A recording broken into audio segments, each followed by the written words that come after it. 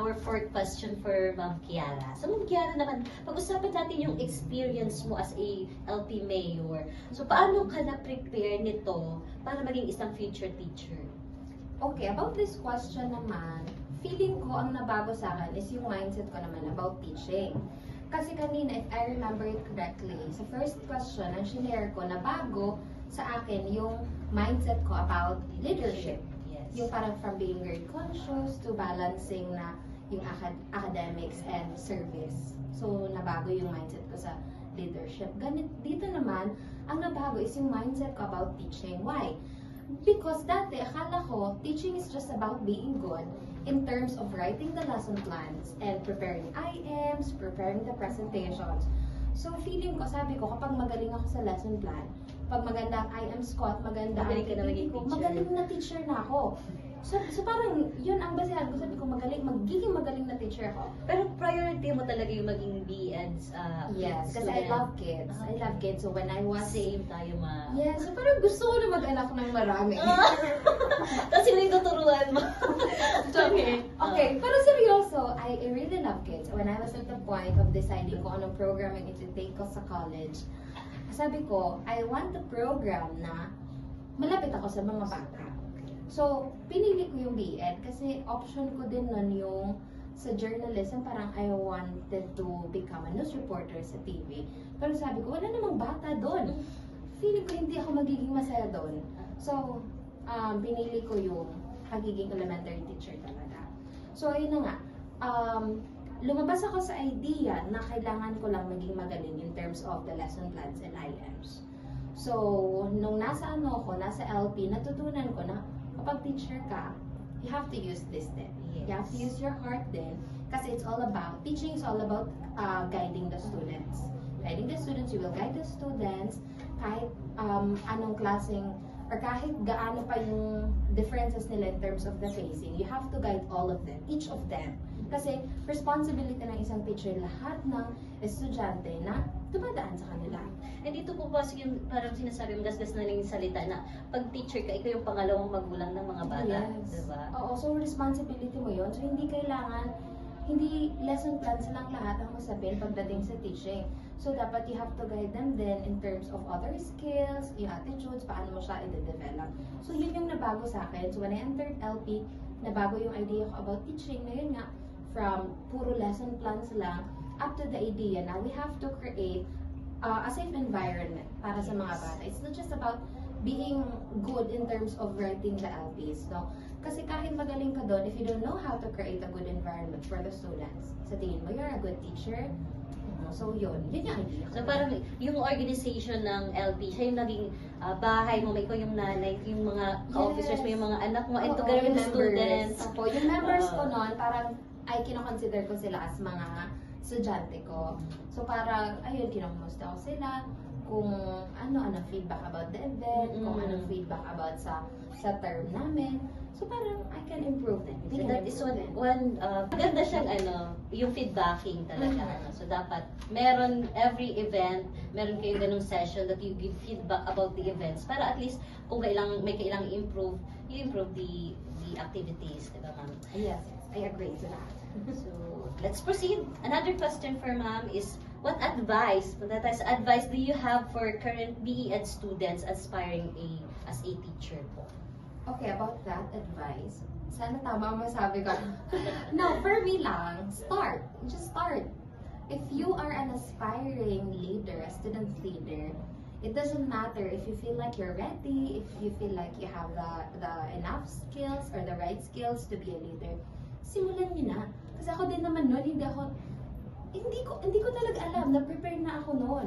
Lagi kong sinasabi na hindi ko kaya to kasi hindi ako marunong gumawa ng project proposal, hindi ako magaling mag-English. Eh, di ba kasi sa mga communication letters, you always use English. Yes. Di ba? Eh, yun yung isa sa mga fear ko talaga is yung communication. And ayoko talaga noon kasi nga, nakakahiya. Parang, deserve ko bang mag-lead ng organization? Eh, ang daming skills na wala ako. Sabi ko, parang hindi ko deserve yun. Pero, ako naman, kasi go on with the journey, natutunan ko na lang siya yung mga fears na meron ako nung una.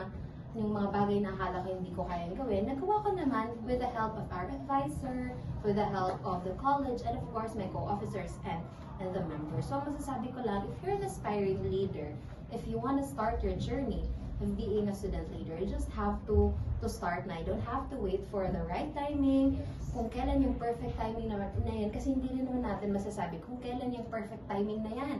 Wala makakapagsabi kung kailan yan. So, you just have to start. Kasi yung being a leader naman, it's not about being perfect at all times. It's okay to commit mistakes. So what kung magkamali ka, diba? Ako din naman, dami kong pagkakamali nun, ma'am. Pero, as I go on with the journey, natutunan ko din naman kung paano i-correct yung mga mistakes ko na. And dyan papasok ulit yung sinasabi natin na learning by doing ni John Dewey. Kasi hindi natin matututunan ng isang bagay unless we experience it. So, kung anong fears ang meron ka, conquer that, face those fears, and start now. Kasi we really don't know, we really can say kung kailan ang right time and perfect timing na hinihintay mo sa pagsisimula ng journey mo of being a student leader. Ang ganda nun, yun, kung gusto mong maumpisahan yung journey mo as a leader, you have to start now. Yeah. Kasi sabi nga ni Ma'am Cara, there is no perfect thing about leadership. Ang ganda nun. Yes, so always remember that. Yes. So, how about, ma'am, how has serving as mayor changed your perspective on teaching naman? Okay. Though napahappy ako kanina yung sagot mo kanina, pero if may additional ka pa ba na pwedeng ma-share sa ating mga ka-LP na nakapagpabago ng yung perspective? Okay, siguro dagdagan ko na lang yung sinabi ko kanina. Kasi sabi ko nga, with LP, talagang na-transform yung whole perspective ko about teaching na it's not just about writing lesson plans. So, idadagdag ko na lang na as a teacher, I hope na we will not forget to ensure na there is a safe environment for the students. Yes, magaling ka magturo, magaling ka sa lesson plans, magaling ka sa mga PowerPoint presentations, you have the mastery nung content na ituturo mo. Pero it doesn't mean safe na yung environment na ginagalawan ng mga bata. Kung magaling ka sa content na tinuturo mo, pero kung irritable ka, frustrated ka lagi, masungit ka, sa tingin mo matututo ang mga bata. No, matatakot na sila sa'yo. Matatakot sila sa'yo. Kaya dapat, yung sinabi kong skill kanina, we have to be patient, and then may ibang skills pa na tayong kailangang aralin. Pero ayun, always make sure na as a teacher, there is a safe learning environment para sa mga bata. Na iwasan natin na dadating sa point na matatakot sila sa atin just because parang superior tayo or tayo yung mas maraming alam kaysa sa kanila. No, not that. Let us avoid that idea. Siguro we have to guide them lang with compassion and empathy. And sabi ko nga, hindi laging ito lang. Always teach and serve the students with our heart. Okay. Ayun. So, maybe sa mga bata, since mga bata yung talagang naingil sa ating mga teachers, sa mga BE-Ed, so we encourage them to share their thoughts palagi and we acknowledge their feelings, of course, para magkaroon nga tayo ng tinatawag nating safe environment for our safe space for our students. Opo. Okay, for our last question, Ma'am Kiara. So, what message would you share with BE-Ed students about becoming a leader? Okay, message to the BE-Ed students who are aspiring to become a leader. Okay, parang this one is related na sa isang sinabi ko kanina. Pero, let me just expound it more ng konti. Okay, may idea tayo na, actually this is so cliche na, lagi nating sinasabi na leadership is just about the title. And I must agree, that's true. Hindi mo naman kailangan ng title talaga para maging leader. So, if you really want to be a leader, kagaya ng sabi ko kanina, you just have to start. Start now. Start now, it doesn't matter if you're ready or not. Kasi kahit wala kang title or kung ano man, kung wala kang skill na kinakatakutan mo, you have to start pa rin. You just have to do it. Do it, start now, face your fears. Kasi hindi mo naman masisimulan ng journey kung hindi ka magsisimula. So really, the first step is to just take that step kasi yun ang kailangan mong gawin. Face your fears and start with doing simple actions. Simply by helping your classmate if they need something, may impact na yan sa community na ginagalawan mo. So take that experience, no, as an opportunity for you to improve yourself, your skills na. Kaya, ayun, ulit-ulit kong sinasabi, just have to start. It doesn't matter kung may skills ka or wala. Isipin man ng iba na ready ka or hindi. Isipin man ng iba na deserving ka sa position or not. Don't listen to them. If you really believe in yourself and you really think na para sa iyo ang posisyon na yan, if you really want to be a leader, then you have to start na face your fears lang and everything else talaga will follow. Trust me. Trust me kasi pinagdaanan ko na yan. Just have to start now. So the first step is to start. Sabi Yeah, niya, first step is to start. step by step, Yeah, hindi step by the step. Step by step para later. sumakses. Di ba, Para ma'am? sumakses. Yun lang. Okay. So thank you so much. That's very powerful words. So to start now. Thank you. Powerful words to inspire our I hope LPU talaga. students. I hope no, yung mga sinasabi ko dito can inspire then our BEd members, Yes, BEd ma'am. students, and even our other viewers kung saan man umabot tong video or episode natin ngayon. Okay. So with that, ma'am, any other last message you can give to our viewers, to our dear LPs, yung mga baka nanood-nood yung mga dati mong kasamahan before, and look at Ma'am Kiara here. Oh, grabe. Dati siya yung nag-host lang and nag-interview sa mga heads natin or any guest na nandito sa talk show ng LP sa Urulay-Ulay sa Baloy. But now, here's Ma'am Kiara inspiring our LP students. Your message, ma'am. Sa akin naman, I would just like to say thank you to everyone. First, to our advisor, Dr. Christopher Vida, sir. Very supportive yan. Ever since my journey, ever since I started my journey in LP, I started lang as a business manager. And then, habang tumatagal, I was able to take the role of the mayor. Ayan, masasabi ko talaga na very supportive ang ating advisor. Pagdating din sa members, he always encouraged talaga na lahat nagpa-participate kasi it's for our own good naman. So thank you so much po, sir, for all the support na binibigay niyo sa organization up until now. And of course, to our chairperson din and to the College of Development Education, now headed by our Dean, Dean Karen. Yes, thank you as well po for continuously supporting this program of our organization, LP.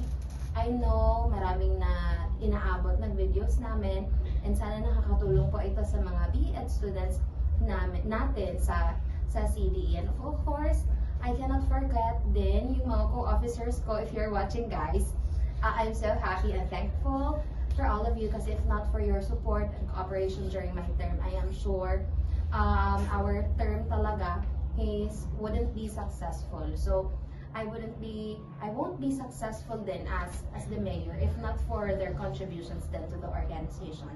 And lastly, I want to thank all the members of LP, the League of Pre-Service Elementary Educators, for continuously cooperating with our officers. So lahat ng ginagawa nila ngayon para yan sa inyo. So I hope you can show all of your support ngayon sa kanila even up to the coming officers pa sa mga susunod na school year. So if isa ka sa mga aspiring student leaders dyan and may kakilala ka din na gusto din maging student leader, you can probably send them this video para makatulong din sa kanila. So yun lang. Thank you so much. I hope nabigyan ko ng justice tong episode na to. And thank you for trusting me to be part of this episode. Nakaka-inspire talaga lahat ng words na ibinahagi mo sa amin. Ang galing-galing niyo po. Thank you, Personally, I admire you as a former mayor of LP. Ma'am. So kahit ngayon ko lang ikaw na kilala personally, but you left impact sa amin as students. Diba? Parang isa sa mga fulfilling part na maging isang student leader kapag parang may natatouch ka member o gano'n. Kaya start na talaga. Maging na din kayo, student leader. So, tsaka pag sinabing BEd students, LP, alam na magaling talaga, di ba? Yes, magagaling lahat ng BEd. So, mag-retire lahat dyan, mga ka-LP, di ba? So, thank you so much, Ma'am Kiara, for having us today, for giving us your time. So, before we close this enlightened episode, I would like to express our gratitude to you, Ma'am Kiara. So, for accepting our invitation and sharing your vision with us.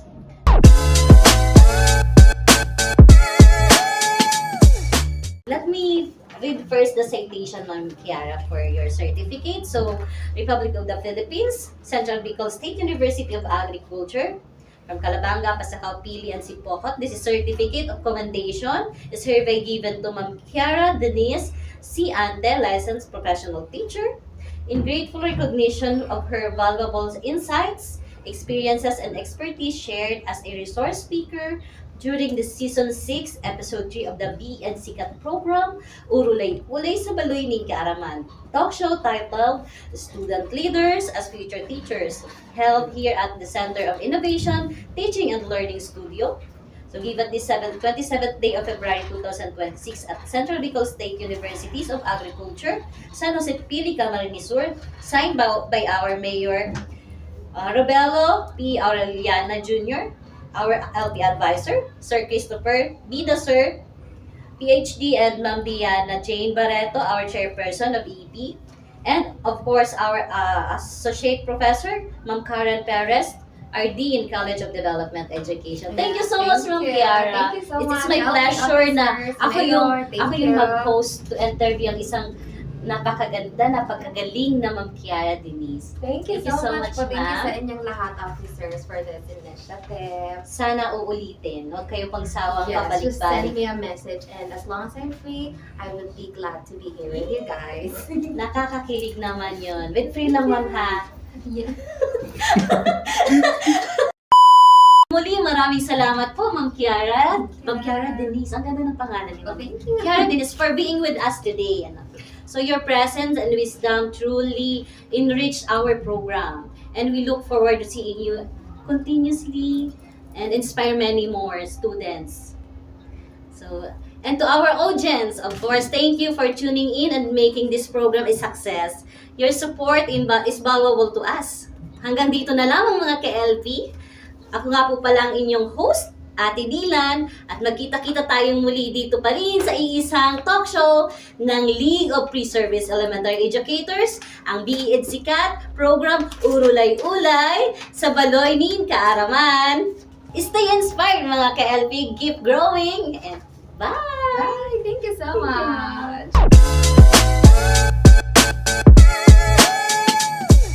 Republic of the Philippines, Central Bicol State University of Agriculture, Calabanga, Pasacao, Pili, Sipocot. Certificate of Commendation is hereby given to Dylan B. Bustinera in grateful acknowledgement of her distinguished and invaluable service as host during the Season 6, Episode 3 of BEd Sikat program, Urulay-Ulay sa Baloy ni Kaaraman talk show titled Student Leaders as Future Teachers, held at Center for Innovative Teaching and Learning Studio, given this 27th day of February 2026 at Central Bicol State University of Agriculture, San Jose Pili, Camarines Sur. Signed, of course, by me, your Mayor, Dr. Christopher Bida Sir, Advisor of LP, Ma'am Diana Jane Barreto, Chairperson of Elementary Education Program, and lastly, Associate Professor Ma'am Karen B. Perez, Dean of CBE. Ayan. Certificate of Commendation is hereby given to Miss Dylan B. Bustinera. Hey, thank you, Mayor. Thank you, LP. Ay, may pa-souvenir pa. Thank you po.